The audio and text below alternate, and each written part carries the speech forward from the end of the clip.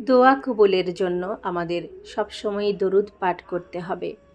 দরুদ পাঠ ছাড়া আমাদের দোয়া আল্লাহর আরশে যে পৌঁছবে না।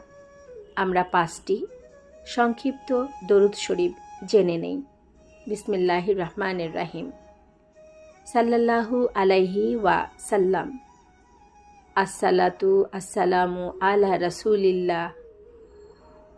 আল্লাহুম্মা সাল্লি ওয়াসাল্লিম আলা নাবিয়িনা মুহাম্মদ। আল্লাহুম্মা সাল্লি আলা মুহাম্মদ। আল্লাহুম্মা বারিক আলা মুহাম্মদ। আল্লাহুম্মা সাল্লি আলা মুহাম্মদ ওয়া আলা আলি মুহাম্মদ। ইনশাল্লাহ সব সময় আমরা দরুদ পাঠ করব এবং দুনিয়ার বালা মুসিবত থেকে আল্লাহ তাআলা আমাদের রক্ষা করবেন। আখিরাতেও আমরা